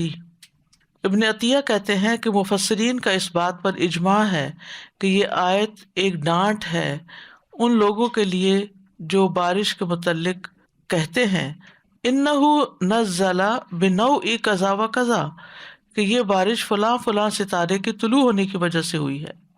والمعنی تجعلون شکر رزقکم التکذیب، اور معنی کیا ہے اس کا؟ تجعلون تم کر دیتے ہو، شکر رزقکم اپنے رزق کے ملنے کا شکر، التکذیب جھٹلانے کو، یعنی شکر کی بجائے تم جھٹلاتے ہو۔ السؤال ما المراد فی ہذہ الآیۃ بالرزق والتکذیب، اس آیت میں رزق اور تکذیب سے کیا مراد ہے؟ رزق کا کیا معنی ہے یہاں؟ رزق جو ہے حصہ کے معنوں میں ہے، ٹھیک ہے، حصے کے معنی میں، اور تکذیب جھٹلانے کے معنوں میں ہے۔ یعنی اتنی عظیم الشان کتاب اور تمہارا اس میں شیئر اتنا ہی ہے کہ تم بس جھٹلا دیتے ہو، پیچھے کہا تم اسے لائٹلی لیتے ہو اور یہاں پر کہا کہ تم اس کو مانتے ہی نہیں ہو، تو پھر کیا بنے گا؟ یعنی اللہ کی تکذیب مراد ہے، یعنی اللہ تمہارا رب ہے، اللہ بارش برساتا ہے، اللہ رزق کا انتظام کرتا ہے، تو تم یہ کہتے ہو کہ ستارہ بارش برساتا ہے۔ اگرچہ مفسرین نے اس کے اوپر یہ بات کہی ہے لیکن میرا ذہن اس طرف نہیں جاتا۔ اس کی وجہ یہ ہے کہ پوری دنیا میں سب لوگوں کا یہ عقیدہ نہیں ہے کہ بارش کسی ستارے کی وجہ سے ہوتی، مخصوص لوگوں کا عقیدہ تھا، اس کی بھی تردید کرتا ہے یہ، لیکن یہ اس سے زیادہ وسیع تر معنی کے اندر اس میں آتا ہے کہ یہ کتاب جس کے بارے میں آ رہا ہے کہ تنزیل من رب العالمین اور لا یمسہ الا المطہرون، اور یہ ساری خوبیاں اور صفات جو ہم نے گنائیں، تو پھر اللہ تعالیٰ پوچھتے ہیں افبہذا الحدیث انتم مدہنون، اس بات کو، اس کلام کو تم معمولی سمجھتے ہو؟ یعنی جو رب کی طرف سے آیا ہے اور جس کے اندر اتنی بلائیاں اور خوبیاں، جو ہم نے پیچھے نکات پڑھے ہیں، کیا کیا فائدے ہیں اس کے پڑھنے کے، تو تم اس سارے سے کچھ بھی فائدہ نہیں اٹھاتے اور تم اپنے حصے میں تکذیب لے کے جاتے ہو، جھٹلانا لے کے جاتے ہو. تو دو طرح کے بیہیویئر ہوتے ہیں نا، ایک مدہنون والا اور ایک تکذبون والا. تکذبون تو کفار کرتے ہیں اور مدہنون کون کر رہے ہیں؟ منافقین. کہ وہ جب کوئی صورت نازل ہوتی تھی تو کیا کہتے تھے؟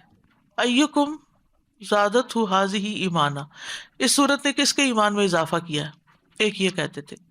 اور کیا کہتے تھے؟ ماذا انزل ربکم، آج کیا اترا ہے، اور اس کے اوپر ہنسی مذاق اس کا کرتے تھے. تو کہنے کا مطلب یہ ہے کہ قرآن وہ کتاب نہیں کہ جس کو انسان لائٹلی لے یا اس کی کچھ باتیں مانے اور کچھ نہ مانے اور پھر اس کو جھٹلائے. السؤال ما المراد فی هذه الآیۃ بالرزق والتکذیب، تو اس پہ یہ جو ابن عطیہ کا قول ہے نا، اس کے آخر کا دیکھیں نا حصہ، والمعنی تجعلون شکر رزقکم التکذیب. ٹھیک ہے، تجعلون شکر رزقکم، اپنے رزق کا جو شکر ہے وہ تم نے تکذیب بنا لیا ہے. اس کا مطلب یہ ہے کہ جو رزق تمہیں بارش کی وجہ سے ملتا ہے اس پہ شکر ادا کرنے کی بجائے تم یہ انکار کر رہے ہو کہ یہ اللہ کی طرف سے آیا ہے. یہ کہتے ہو کہ فلاں ستارے کی وجہ سے بارش نازل ہوئی، یعنی اللہ کی ربوبیت کو تم جھٹلا دیتے ہو. العمل بالآیات. نمبر 1، صل اللہ علو درجتک فی الآخرہ خافضۃ الرافعہ، اللہ سے آخرت میں اپنے درجے کی بلندی کا سوال کیجیے. ابھی بیٹھ کے کیجیے، اپنے دل میں پوری توجہ سے دعا مانگیے اپنے لیے کہ اللہ سبحانہ وتعالیٰ آپ کے درجات کو بلند کرے آخرت میں. نمبر 2، کن اول من يدخل المسجد لإحدى الصلوات الخمس لهذا اليوم. کن بن جاؤ، اولا پہلے، من جو، يدخل المسجد مسجد میں داخل ہو، لإحدى الصلوات نمازوں میں سے کسی ایک نماز کے لیے بھی، الخمس جو 5 نمازیں ہیں، لہذا اليوم آج کے دن. ایک دن کریں گے تو پھر دوسرے دن بھی عادت ہوگی تو تیسرے دن بھی. تو خواتین کے لیے کیا کہ اذان سنتے ہی نماز کی طرف لپک پڑے، یعنی کم از کم دن کی کوئی ایک نماز ایسی ضرور ہونی چاہیے کہ ہم جو ہی اذان ہو تو فوراً نماز کی طرف چل پڑے. جی مبین، وہ تو تاخیر سے پڑھنی ہوتی ہے، اس کا تاخیر سے پڑھنا افضل ہے، اس کا افضل وقت تاخیر ہے. نہیں، جہاں تک برداشت ہو سکے. یعنی بعض اوقات یہ ہوتا ہے نا کہ ہم عشاء کی اذان ہوتے ہی نماز پڑھ لیتے اور باقی گھر کے کام بعد میں کرتے رہتے ہیں کہ جب تھک جائیں گے سو جائیں گے. تو ٹھیک ہے، اگر آپ سمجھتے ہیں کہ آپ تھکاوٹ کے بعد نماز آپ کی خشوع سے خالی ہوگی تو پہلے بھی پڑھ لیں، کوئی حرج نہیں. نمبر 3، کن اول اخوانک تقبیلا لرأس والدیک لہذا اليوم والسابقون السابقون. کن بنیے، ہو جائیے، اول اخوانک اپنے بہن بھائیوں میں سے سب سے پہلے، تقبیلاً چومنے کے لیے، لرأس والدیک اپنے والدین کا سر، لہذا اليوم آج کے دن. آج آپ اپنے بھائیوں میں سے والدین کا سر چومنے والے سب سے پہلے شخص بن جائیں. آپ دیکھیے کہ جب والدین زندہ ہوتے ہیں تو ہم قدر نہیں کرتے، پھر ایسے موقع چلے جاتے ہیں، کیونکہ ادھر نیکی کے کاموں میں سب سے بڑا نیکی کا کام جو حقوق اللہ سے متعلق وہ نماز ہے. اس کے لیے سابقون کی بات کی گئی کہ وہ سب سے پہلے مسجد میں داخل ہوں، اور انسانوں میں سے سب سے زیادہ حق والدین کا ہے، تو والدین کی طرف سب سے پہلے لپکنے والے بن جائیں. نمبر 4، صلی اللہ ان تکون من اصحاب الیمین، اللہ سے سوال کریں کہ آپ اصحاب الیمین میں شامل ہو سکیں، دائیں ہاتھ والوں میں سے. نمبر 5، تصدق علی فقیر بفاکہۃ او لحم لتنال فاکہۃ الجنۃ ولحمها وفاکہۃ مما یتخیرون ولحم طیر مما یشتہون. تصدق، صدقہ کریں، علی فقیر کسی فقیر پر، بفاکہۃ پھل کا، او لحم یا گوشت کا، لتنالا تاکہ تم حاصل کر سکو، فاکہۃ الجنتی جنت کے پھل، ولحمہا اور اس کا گوشت. کیونکہ جو یہاں کرو گے وہاں وہی ملے گا. آج دنیا میں دو گے تو کل آخرت میں تمہیں لوٹا دیا جائے گا جیسا بھی دو گے. نمبر 6، اصبر عن نوع من انواع الترف فی حیاتک لہذا اليوم انہم کانوا قبل ذلک مترفین. اصبر، صبر کیجیے، علی نوع، کسی قسم پر، من انواع الترف، خوشحالی کی کسی قسم میں سے، خوشحالی کی اقسام میں سے کسی قسم پر آپ صبر کریں. فی حیات کا، اپنی زندگی میں جو آپ کی خوشحالی ہے، لہذا اليوم، آج کے دن، آج کے دن آپ اپنی زندگی کی خوشحالی کی اقسام میں سے کسی ایک قسم کو چھوڑنے پر صبر کریں. مثلاً قسمیں کون سی ہیں؟ جیسے کھانا ہے نا، مثلاً تو کھانے میں ایک تو بیسک ہماری ضرورت ہوتی ہے، اور کچھ چیزیں ایسی ہوتی ہیں جو صرف خوشحالی کی علامت ہوتی ہیں، جو ایکسٹراز ہوتی ہیں. تو ویکینڈ پہ عموماً دعوتیں وغیرہ ہوتی ہیں، ملنا ملانا ہوتا ہے، تو اس نیت کے ساتھ کہ اپنے نفس کو سبق سکھانا ہے، کوئی بھی آپ کی پسندیدہ ڈش بنی ہوئی ہو یا چیز ہو، آپ اس کو روک دیں کہ آج یہ نہیں کھاؤں گی. کسی چیز سے رک جانا بھی تو صبر ہوتا ہے نا. تو بات یہ ہے کہ کبھی کبھار اپنے نفس کے ساتھ اس طرح کے ٹرکس کرنے چاہیے. اب جیسے اشراق وغیرہ کے نفل ہوتے ہیں نا، تو 2 پڑھنا کافی ہیں، لیکن 2 سے 4 پڑھیں تو سارے دن کے کاموں کی اللہ تعالیٰ ذمہ داری لے لیتے ہیں. اچھا، اب آپ اتنے مصروف ہوتے ہیں کہ آپ کہتے ہیں کہ چلو نہ پڑھنے سے بہتر 2 تو میں پڑھوں نا.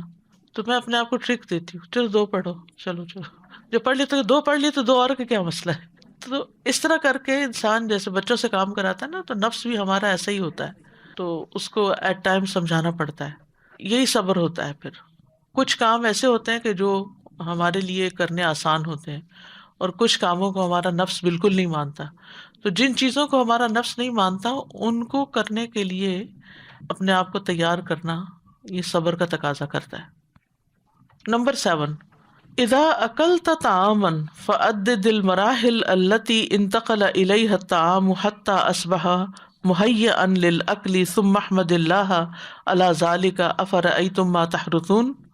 اذا اکلت طعاما، جب تم کھانا کھاؤ، یعنی آج جب تم کھانا کھانے لگو، فعدد، تو گنتی کرو، شمار کرو، المراحل، ان سارے مراحل کی، التی، وہ جو، انتقل الیہ الطعام، جن کے ذریعے منتقل ہوا کھانا آپ تک، حتی اصبح مہیئا، یہاں تک کہ آپ کے لیے تیار ہو گیا، للعقل، کھانے کے لیے.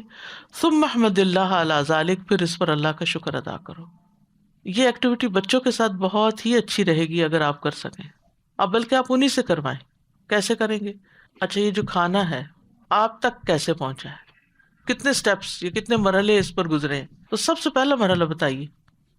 ہم نے کراچی میں یہ تدبر میں پڑھا تھا، مطلب اس پہ ریفلیکٹ کیا تھا کہ جیسے ایک فش ہے، وہ سمندر میں ہوتی ہے، تو ہم اس کو مطلب کتنے شکاری جاتے ہیں مگر وہ کسی ایک کے جال میں آتی ہے، پلس پھر وہ مارکیٹوں میں آتی ہے، اس کی شپمنٹ ہوتی ہے، پھر وہ سٹورز میں جاتی ہے، گروسری سٹورز میں، پھر ہم اس کو لیتے ہیں، وہ ہمارے کچن تک آتی ہے، پھر اس کو مختلف مراحل سے گزر کے پکا کے ہم اس کو اپنے ٹیبل پہ رکھتے ہیں.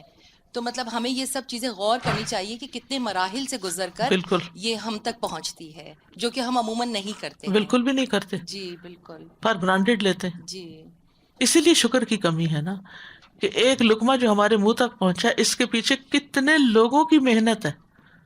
اور یہ جو بےچارے ماہی گیرے ہوتے ہیں، یہ اپنی جانیں خطرے میں ڈال کے بعض اوقات فشنگ کر رہے ہوتے ہیں. سادہ مجھے بالکل وہ یاد آ گیا تھا، اس سے پہلے میں نے آپ سے مینشن کیا تھا، ہمارے انوائرمنٹ کے کورس میں فوڈ مائلز کا ایک کانسیپٹ ہے کہ how much does the food travel in order to reach your table. تو اس میں ہمیں اسائنمنٹ تھا کہ 3 دن جو کھانا کھانا ہے اس کو ریکارڈ کرنا ہے کہ اس کے ایک ایک انگریڈینٹ کہاں سے آیا ہے. تو ایک تو وہ بہت ہی زیادہ ٹاسکنگ چیز ہو گئی تھی، لیکن سبحان اللہ، صرف ایک بریڈ، صرف ایک اسٹیپل بریڈ، جیسے ہم براؤن بریڈ یا جو بھی کھا رہے ہوتے ہیں، اس کے انگریڈینٹس کوئی 3 کانٹیننٹ سے کہیں سے آ رہے تھے. ایون اس کا ایک چھوٹا سا یسٹ تھا، پتہ نہیں وہ کہیں اور سے دور یورپین کسی کنٹری سے آ رہا تھا. And I main they were seeing کہ اچھا ہاں ٹھیک ہے انوائرمنٹ کی وجہ سے. میرا تو دل بس یہ تھا کہ میرے اندر گریٹیٹیوڈ آیا کہ ایک اتنی اسٹیپل فوڈ جو ہم کھا رہے ہیں اور ریگولر کھاتے ہیں، how long has it travel and so many people اس میں انگیج ہوتے ہیں. اور پھر وہ وہاں سے کہیں اگ کے نہیں آیا، وہاں کتنے لوگوں نے اس کو بنانے، ایک یسٹ کے بننے تک کے مرحلے آپ دیکھ لیں، اور پھر اس کی ٹرانسپورٹیشن اور اس ٹرانسپورٹیشن میں جو بزنس مین کی انرجی انوالو ہوتی ہے اور اس کا حساب کتاب اور پھر وہ ٹیکسز کے مراحل اور وہ آرڈرنگ اور پھر یعنی وہ ساری چیزیں، اس کو بھی اگر آپ دیکھنا شروع کریں نا، مراحل اپنی جگہ ہیں، مائلز اپنی جگہ ہیں، لیکن پھر ہر مرحلے کے اوپر ہونے والی جو ایفرٹ ہے اور جو محنت ہے، سبحان اللہ. اور پھر آپ نے تو لمیٹڈ کر دیا ہوگا اپنا کھانا تاکہ کم لکھنا پڑے. ہمیں نا انٹرویو کرنا تھا، تو ایک 81 ایئر اولڈ انوائرمنٹلسٹ خاتون تھی وہ، تو ان سے میں پوچھ رہی تھی، تو وہ کہہ رہی تھی کہ بچوں کو ہم نے، وہ تو بالکل پیور جیسے نیچر کے پرسپیکٹو سے بات کی تھی، جو کہ which is part of of course religion اس کے اندر آتا ہے، کہ بچوں سے اگر پوچھو کہ چاکلیٹ ملک کہاں سے آیا تو وہ کہتے ہیں براؤن کاؤ سے. مطلب یہ ان کا رشتہ رہ گیا ہے، یعنی وہ براؤن کو براؤن سے ایسوسیٹ کرتے ہیں، that's the only connection they have with nature. نہ ہم ان کو باہر چھوڑتے ہیں، نہ ہم ان کو لے جاتے ہیں، ہم نے ان کو گھر میں بند کر کے they have no appreciation for nature. That's why it's easy to exploit the natural resources because ان کو کوئی قدر نہیں ہے، نہ اس کے اندر آیا کہاں سے نا، کتنی محنت سے. بالکل. ایک اس میں ایڈ کروں گی کہ جیسے تمام انگریڈینٹس ہیں اور سارے جمع ہوتے ہیں، دوسری بڑی بات کہ جو ہم خواتین جاب نہیں کرتے، رائٹ، اور ان کے ہسبینڈ ان کے لیے جاب کرتے ہیں بچوں کے لیے اور ان کے لیے، اور پھر جب ان کی سیلری سے ہم لے کر آتے ہیں وہ چیزیں، ظاہر ہے ہمیں ان کا بھی شکر گزار اس کے ساتھ ساتھ ہونا چاہیے، کیونکہ وہ ارن نہ کریں تو آپ خریدیں کہاں سے؟ ہم تو مزے سے کھا رہے ہوتے ہیں یا ہم پکا رہے ہوتے ہیں، ہم اسی محنت کو خواتین بہت سمجھ رہے ہوتے ہیں کہ جیسے میں نے ہی پکایا، میں نے ہی اگایا اور میں نے ہی وہ لے کر آئی، میں ہی سب کچھ کیا، لیکن اللہ تعالیٰ کے بعد اپنے شوہروں کا بھی شکر گزار ہونا چاہیے. اسی لیے انہوں نے آخری بات یہی کی ہے نا، ثم احمد اللہ علی ذالک، پھر اس پر اللہ کا شکر ادا کرو. افرأیتم ما تحرثون. نمبر 8، احمد اللہ کلما شربتا، جب بھی پانی پیو، کچھ بھی پیو، شکر ادا کرو اللہ سبحانہ وتعالیٰ کا. افرأیتم الماء الذی تشربون. نمبر 9، قل فی رکوعک سبحان ربی العظیم متأولا ہذہ الآیہ. اس آیت کے معنی پر عمل کرتے ہوئے اپنے رکوع میں سبحان ربی العظیم کا کلمہ پڑھیں. فسبح بسم ربک العظیم. نمبر 10، اکرم کتاب اللہ تعالی واجلہ بترتیبہ فی رفوف مسجدکم وازالۃ الغبار عنہ انہ لقرآن کریم. یہ تو میرے دل کی بات انہوں نے کر دی. اکرم کتاب اللہ، اللہ کی کتاب کی عزت کرو، اللہ تعالی، واجلہ، اور اس کو عزت بخشو، بترتیبہ، اس کو ترتیب کے ساتھ رکھ کے، فی رفوف مسجدکم، مسجد کی الماریوں میں، وازالۃ الغبار عنہ، اور اس سے غبار دور کر کے. یعنی مسجد کے شیلفز میں جو قرآن مجید رکھا ہوتا ہے اور لوگ ہیپیزڈلی نکال کے کوئی سیدھا کوئی الٹا کوئی کیسے اس کو رکھ دیتے ہیں، اس کی ترتیب درست کر دو اور اس کی ڈسٹنگ کر دو، صرف قرآن کو عزت بخشنے کے لیے. ہم سمجھتے ہیں کہ شاید وہ مسجد والوں کو ہم عزت بخش رہے ہیں یا ان پہ احسان جتا رہے ہیں اگر ہم اس طرح کا کچھ والنٹریلی کام کر گزرے، یا ہم کرتے بھی نہیں، دیکھتے رہتے ہیں اور کرتے بھی نہیں، کہ ہماری ذمہ داری تھوڑی ہے، تو مسجد والوں کی ہے. تو مسجد والوں کو آفر کر دینا چاہیے. اگر آپ یہ سمجھیں کہ آپ کے خود ہی شروع ہو جانے سے وہ انٹرفیئرنس فیل کریں گے، تو آپ ان سے اجازت لیں کہ یہ میری ڈیوٹی لگا دیں، یہ کام میں کروں گی. کسی نے ایسے ہی ایک خواب سنایا کہ انہوں نے اپنے والد کو دیکھا اور خواب میں کوئی اچھی حالت میں نہیں دیکھا، اور کچھ آس پاس ان کے کچھ گندگی وغیرہ ہے، تو اور جو بیڈ ہے وہ بھی اس طرح اور وغیرہ وغیرہ. تو انہوں نے کہا کہ اس کا مطلب کیا ہے؟ تو خواب بھی لمبا تھا تو مطلب بھی، لیکن انہوں نے کہا کہ ہم کریں کیا؟ کہتے ہیں ہم صدقہ وغیرہ تو کرتے ہیں. میں نے کہا جنرل صدقہ نہیں، جنرل تو آپ کرتے رہیں جو صدقہ جاریہ وغیرہ کے کاموں میں، آپ مسجد کی صفائی کریں. اللہ کا گھر ہے نا مسجد، اس کی صفائی، اس کی جیسے کارپیٹ کلیننگ ہے، جیسے یہاں پر اتفاق کی بات ہے کہ یہ یہاں انہوں نے بھی لکھا ہے، تو یہ چیزیں بھی مسجد سے ایک تنکا اٹھانا جو ہے نا، تنکا بھی اٹھانا، وہ بھی گناہوں کو دور کرنے کا ذریعہ بنتا ہے، وہ بھی انسان کے حسنات میں، میزان میں بھاری ہو جائے گا قیامت کے دن. تو عام طور پر ہم اپنے گھروں کو تو صاف کر لیتے ہیں، یا آفیسز وغیرہ تو چمک رہے ہوتے ہیں، لیکن خصوصاً پاکستان میں آپ دیکھیں کہ مسجدوں کا حال کیا ہوتا ہے، کیونکہ انفلکس بہت ہوتا ہے نا، لوگ آ رہے ہیں جا رہے ہیں، پھر یہ کہ گیلے پاؤں لے کے اندر چلے گئے، وہ مسلے اور کارپیٹ جو ہیں، اور پھر اگر ہیومیڈیٹی ہے تو اسٹنک کرنے لگتے ہیں، تو ان کو پھر جلدی جلدی سے صاف کرتے رہنا چاہیے. آج مجھے بہت خوشی ہوئی, صبح صبح کسی نے میسج کیا مجھے کہ ان کے ہسبینڈ والنٹیئر کر سکتے ہیں پلمبنگ کے کام کے لیے, مسجد کے کارپیٹ کی کلیننگ کے لیے. تو ہم سب کو بھی کوئی نہ کوئی ایسا کام, ہم بعض اوقات قرآن کی تلاوت کر لیتے ہیں یا نفل پڑھ لیتے ہیں یا کوئی اور کام کر لیتے ہیں نیکی کا, تو پھر ہم سمجھتے ہیں کہ بس ٹھیک ہے, لیکن کچھ کاموں کی طرف ہماری بالکل توجہ نہیں ہوتی اور نہ ان کو ہم اپنا کام سمجھتے, تو اس طرف بھی کچھ نہیں. یعنی نیکی کا کوئی بھی کام جو آپ کے بس میں ہو, کچھ چیزیں ہوتی ہیں نا ہمارے بس میں نہیں ہوتی, ہیلتھ ایشوز کی وجہ سے یا ٹائم کی وجہ سے, لیکن اس طرح کی چیزوں کے اوپر بھی سوچنا چاہیے. اگر ہمیں کوئی کہنا کہ خرابیاں تلاش کرو مختلف جگہوں پہ, معاشرے کی خرابیاں تلاش کرو, تو ہم میں سے ہر ایک کے پاس ایک لمبی لسٹ ہوگی. لیکن اگر کوئی کہے کہ ان خرابیوں کو دور کرنے کے لیے کوئی پروگرام پیش کرو, ہم بہت اعتراض کرتے ہیں, مسجد صاف نہیں, بچے کتنا ناک منہ چڑھا, مسجد نہیں جانا یہاں کیونکہ مسجد صاف نہیں. تو بھی کون کرے گا؟ اگر مسجد انتظامیہ نہیں کر رہی تو تم جا کے مدد کرو, اگر کچھ نہیں تو کروا دو.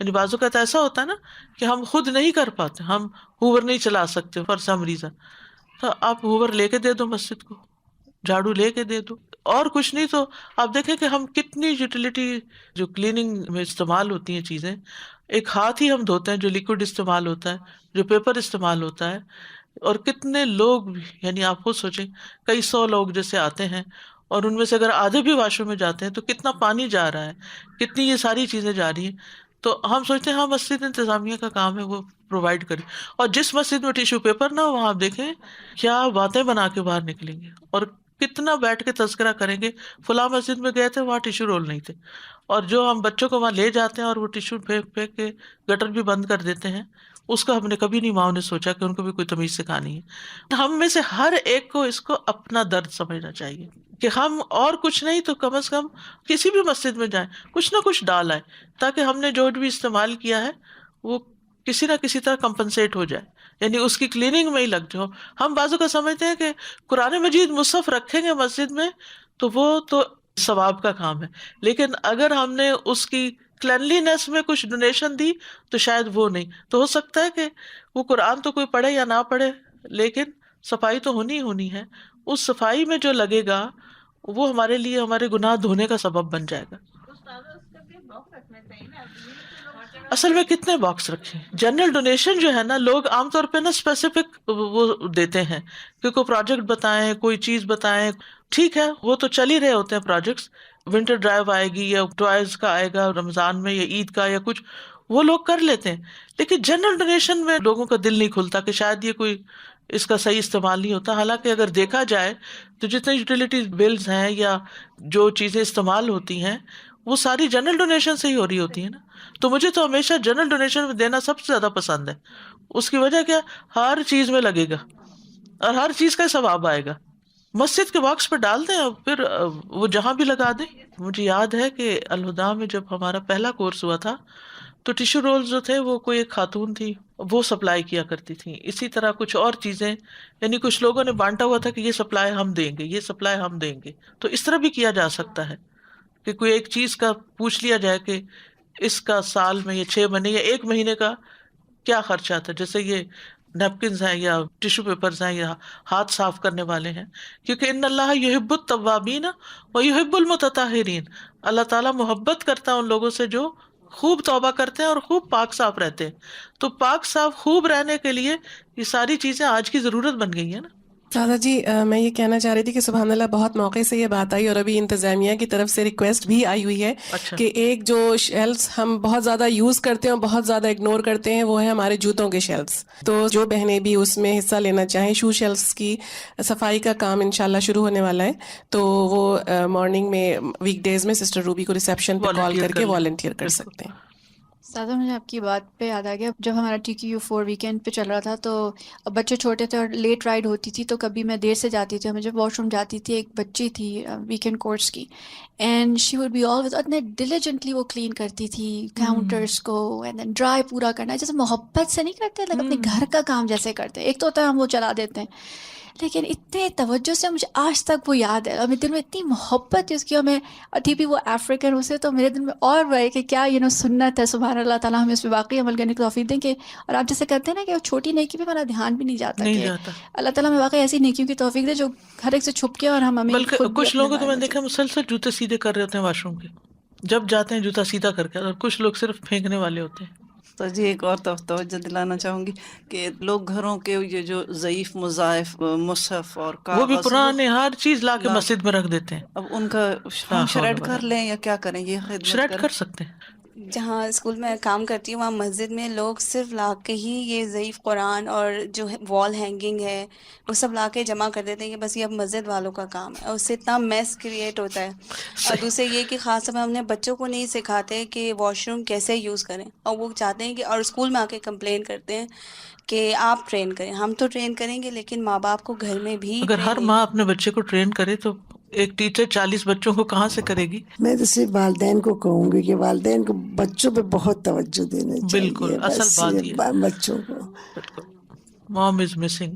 نمبر 11 زر مریدن او مغسلۃ موتا و مقبرہ، کسی بیمار کے پاس یا مردوں کو نہلانے کے مقام یا قبرستان جائیں، کیونکہ یہ چیزیں آخرت کی یاد دلاتی ہیں. فلولا اذا بلغت الحلقوم وانتم حینئذ تنظرون. نمبر 12 تودع قبل ان تقرأ القرآن، قرآن پڑھنے سے پہلے وضو کر لیجیے. والنٹرلی ہوگا، نفلی ہوگا، فرض نہیں ہے. لا یمسہ الا المطہرون. ویسے تو ہر وقت وضو سے رہنا بہت اچھی بات ہے، جتنا آپ زیادہ رہ سکیں، لیکن اگر کسی کو کوئی تکلیف ہو اور نہیں رکھ سکتا وضو، تو پھر اپنی عبادت جو وضو کے بغیر ممکن ہوتی ہے وہ نہ چھوڑے، جیسے ذکر ہے، تلاوت قرآن ہے. التوجیحات، توجہ طلب باتیں.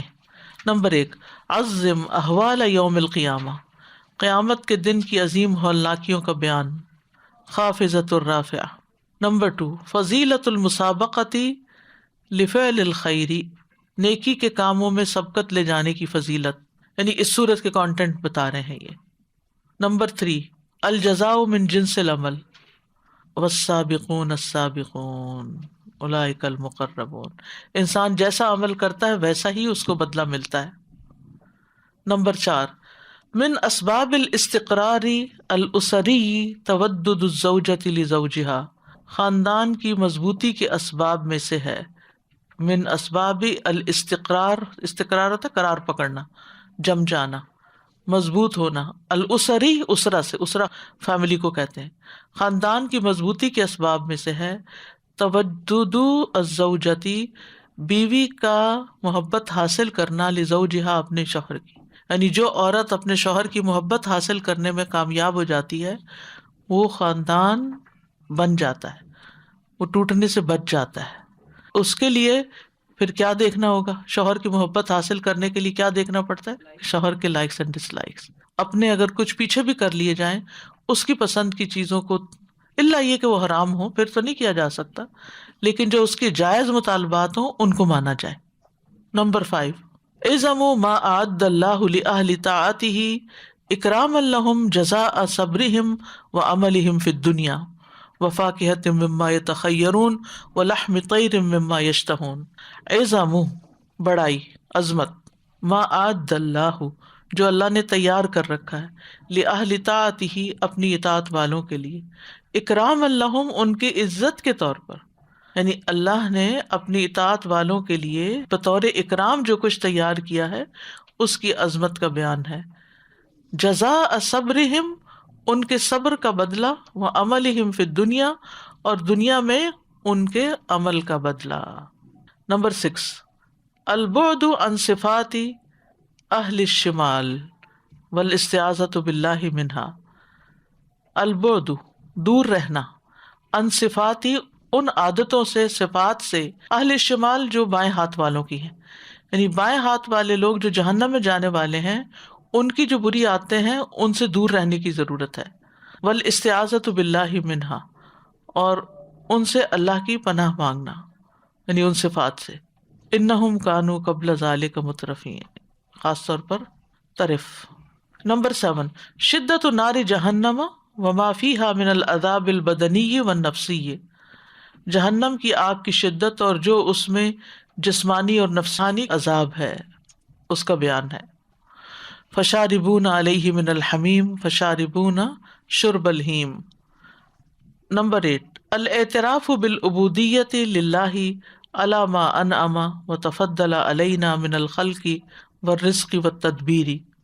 एतराफ़ करना अल्लाह के लिए उबूदियत का, अला मा अनअमा उस पर जो उसने इनाम फरमाया, व तफद्दला अलैना और हम पर फजल किया, मिनल खल्क़ि तख्लीक व रिज़्क़ि और रिज़्क़ व तदबीर और तदबीर के कामों की।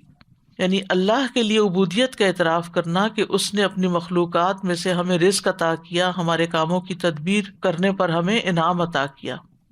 नंबर 9 कमा अन्ना फिन्नारी अद्दुनिया नफ़अन लिल इबाद, जैसा कि दुनिया की आग में बंदों के लिए फ़ायदे हैं।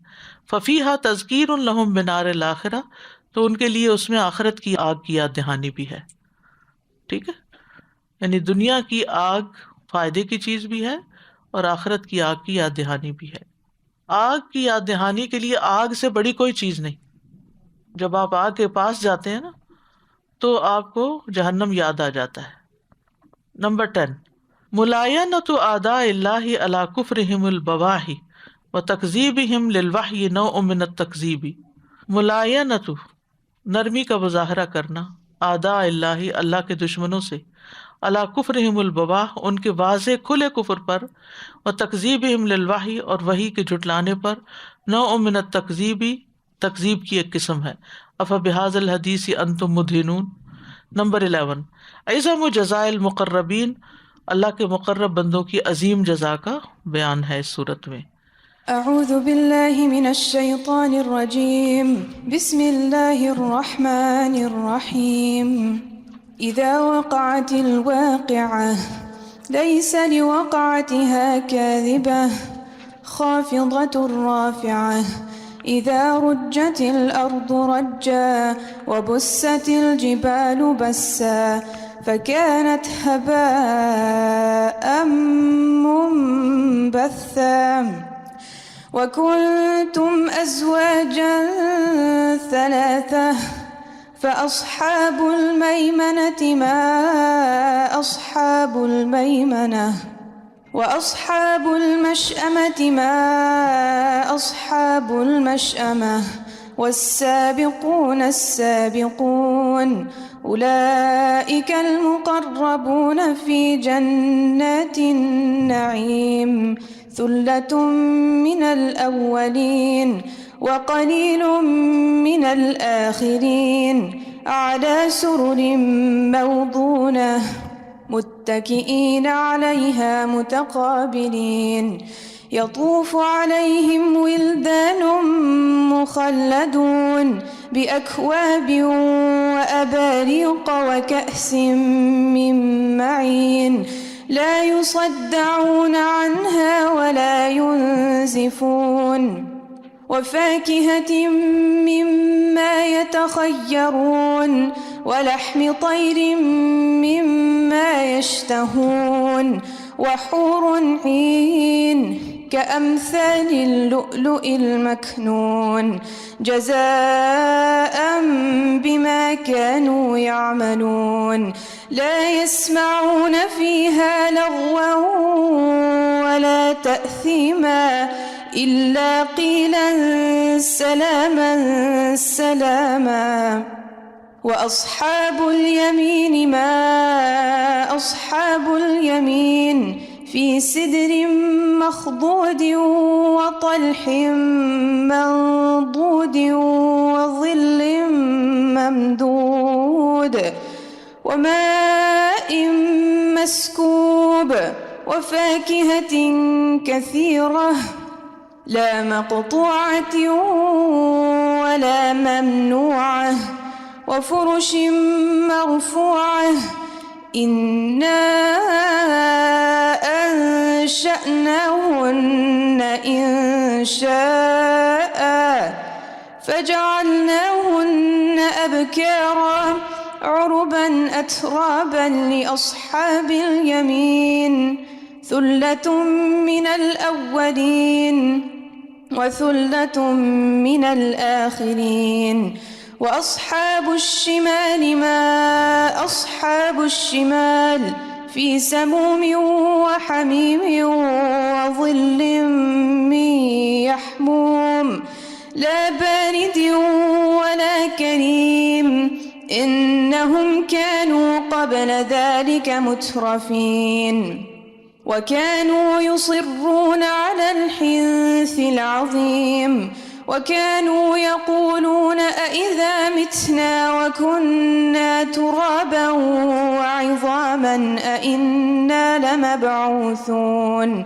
أوآباؤنا الأولون قل إن الأولين والآخرين لمجموعون إلى ميقات يوم معلوم ثم إنكم أيها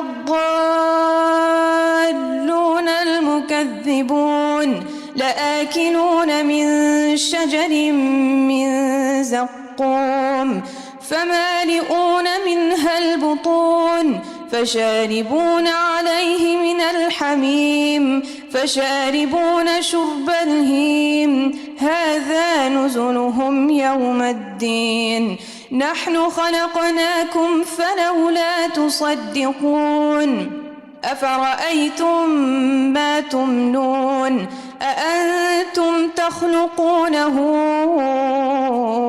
أم نحن الخالقون نحن قدرنا بينكم الموت وما نحن بمسبوقين على أن نبدل أمثالكم وننشئكم فيما لا تعلمون ولقد علمتم النشأة الأولى فلولا تذكرون أفرأيتم ما تحرثون أأنتم تزرعونه أم نحن الزارعون لو نشاء لجعلناه حطاما فظلتم تفكهون إنا لمغرمون بل نحن محرومون أفرأيتم الماء الذي تشربون أأنتم أنزلتموه من المزن أم نحن المنزلون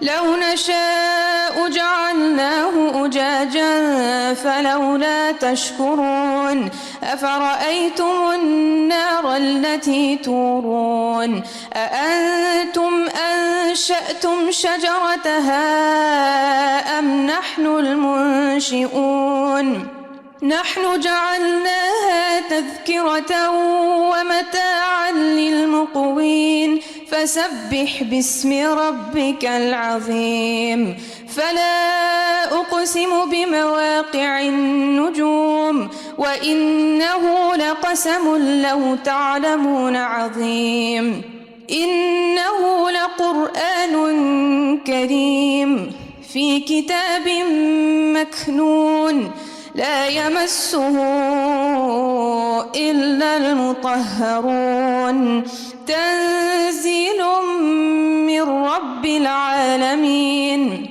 أفبهذا الحديث أنتم مدهنون وتجعلون رزقكم أنكم تكذبون فلولا إذا بلغت الحلقوم وأنتم حينئذ تنظرون ونحن أقرب إليه منكم ولكن لا تبصرون فلولا إن كنتم غير مدينين ترجعونها إن كنتم صادقين فأما إن كان من المقربين فروح وريحان وجنة نعيم وأما إن كان من أصحاب اليمين